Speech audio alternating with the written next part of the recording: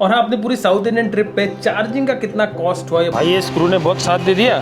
Your scooter has 80.38% charge with 80.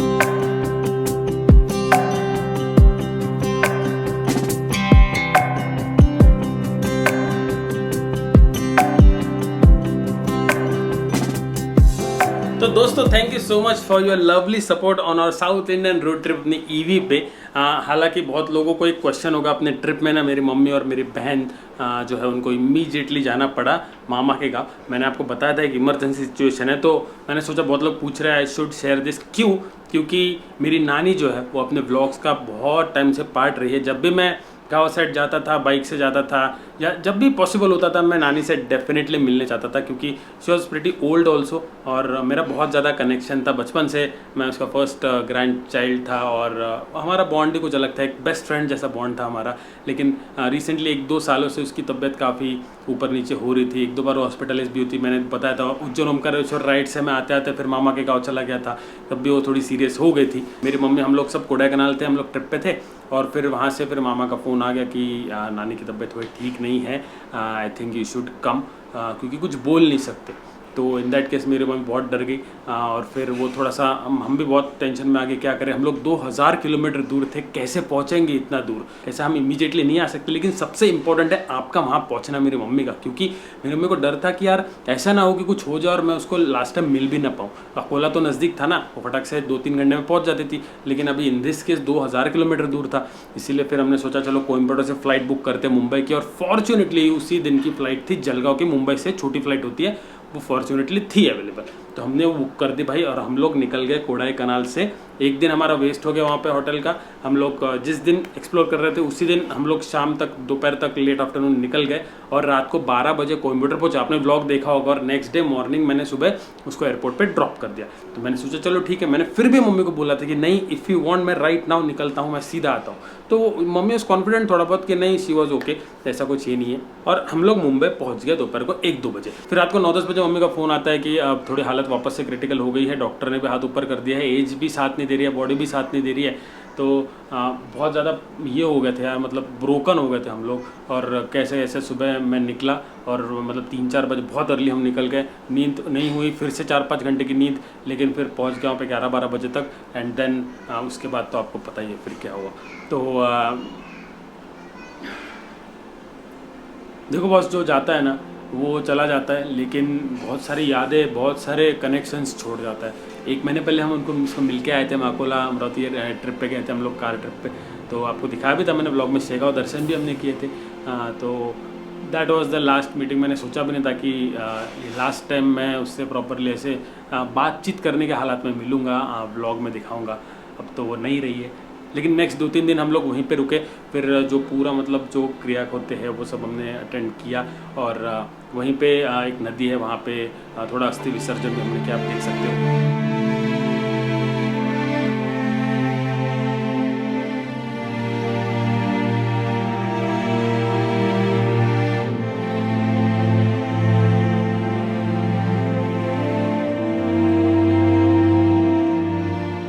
और अब 1-2 दिन बाद मुझे नासिक जाना है फॉर द मेन अस्थि विसर्जन, लास्ट गुड बाय बोलने के लिए।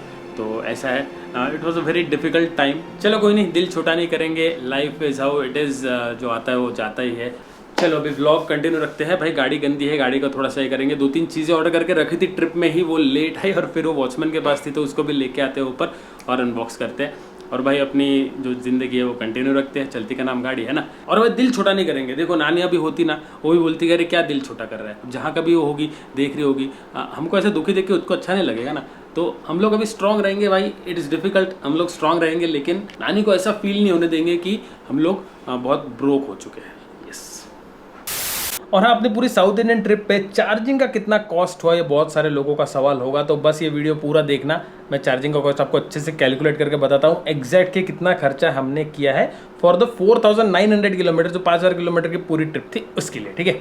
तो काफ़ी टाइम से ये गैजेट जो है ये अपन ट्रैक कर रहे थे, लेकिन मैंने सोचा चलो कोई सेल वेल आएगा तो पक्का इसका रेट कम होगा। और फाइनली भाई 2-3 चीज़ें इसमें। सबसे पहले अपने कार का जो परफ्यूम है वो ख़त्म हो गया था, तो ये मैंने ऑर्डर किया है।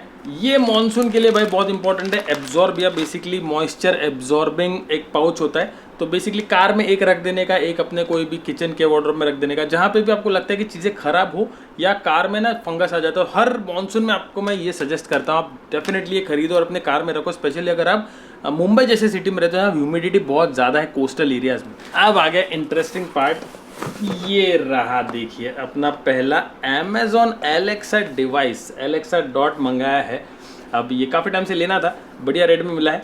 Alexa ask my scooter for charge. Your scooter has 80.38% charge with 82.0 km range in zip mode. क्या बात है भाई।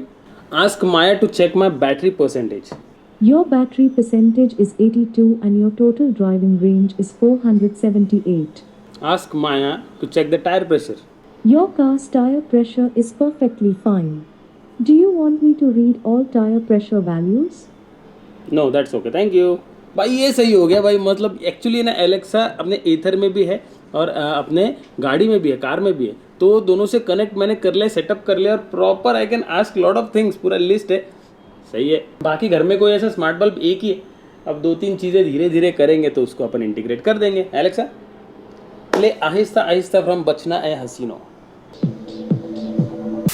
चलो इट्स टाइम टू वॉश और सेनापति भाई साहब 5300 किलोमीटर पहले मैंने इसको वॉश कराया था। देखो क्या गंदे हो गई है भाई गाड़ी, क्या गंदी हो गई है। और आपको आवाज़ आ रही है ना भाई, तूफान बारिश चल रही है मुंबई में, तूफान। मतलब ये वीडियो थोड़ा लेट आ रहा है, आई डोंट नो तब तक इतनी रहेगी क्या।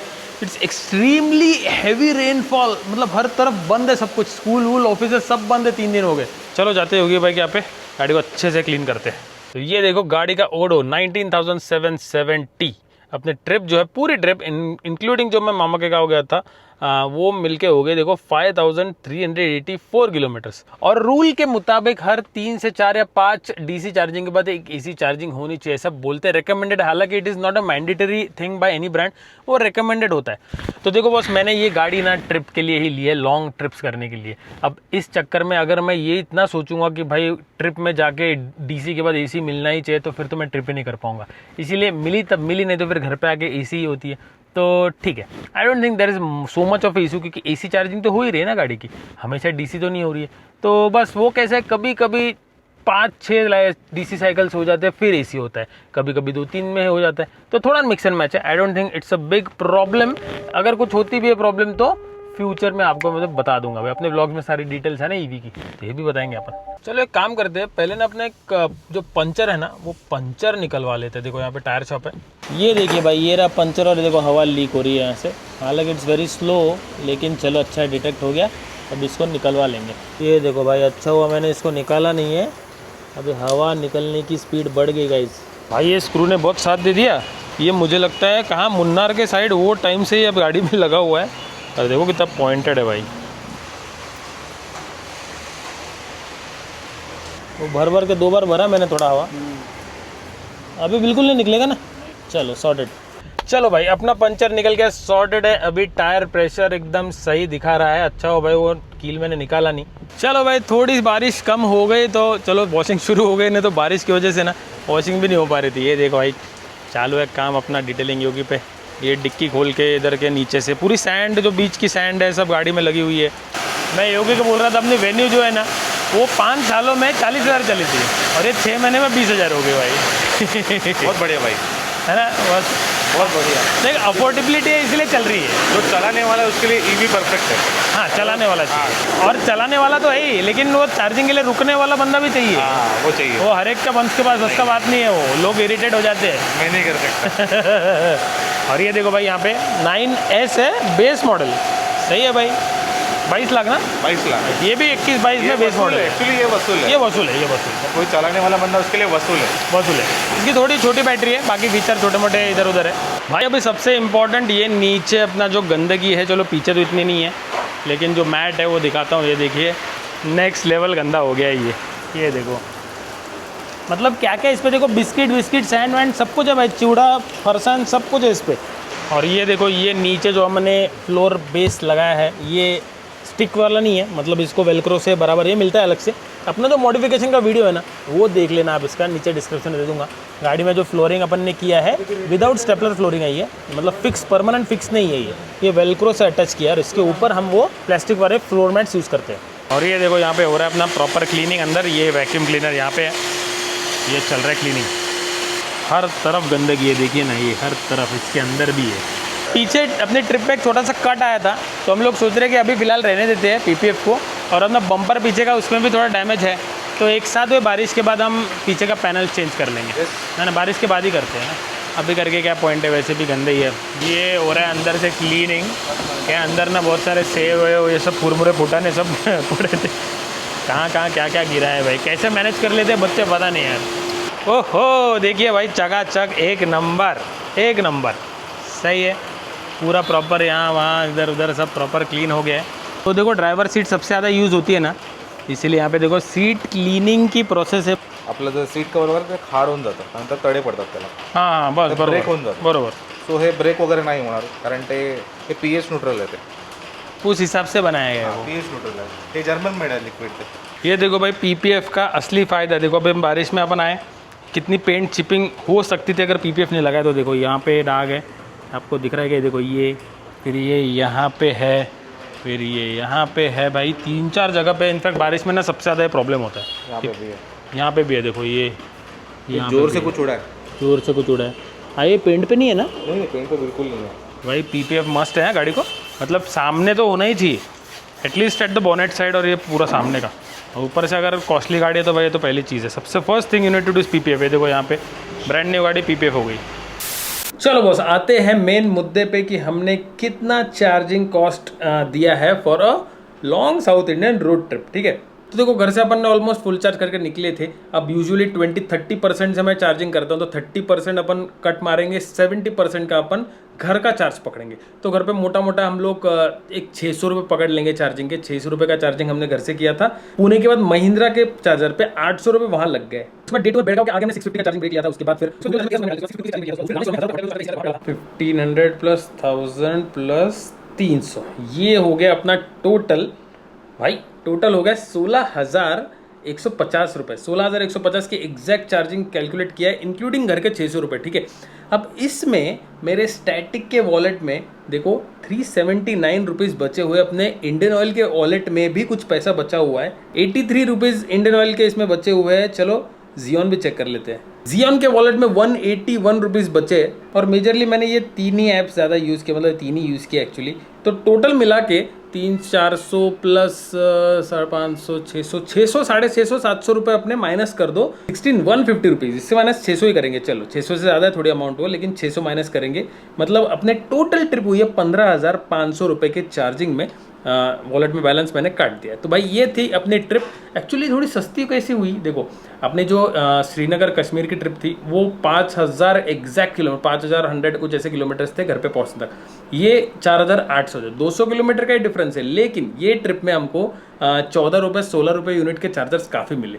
तो कश्मीर ट्रिप में अपना जो चार्जिंग कॉस्ट था 18 से 19,000 रुपये आया था, वो इस बार आ गया 15,500 रुपये। मतलब सोचो एक चार्जर पे अगर 700-800 हज़ार रुपये बच रहा है, ऐसे मैंने कम से कम 5-6 बार मैंने 14-15 रुपये में चार्जिंग किया है। तो अपने 3-4-5 हज़ार रुपये, 4,000 रुपये तो मिनिमम यहीं पे बच गए। तो ये था अपना total charging cost of our south Indian trip on our EV 5000 kilometre की। Do let me know your thoughts comment section में, आपको कैसा क्या लगता है कि भाई सस्ता पड़ा महंगा पड़ा। With that said thank you so much guys for watching. मिलता हूं आपसे अगले व्लॉग में। तो खुश रहिए, आबाद रहिए and live your life dream size. By the way next video में एक मुंबई नासिक मुंबई इन 1 चार्ज मारेंगे अपन, देख लो।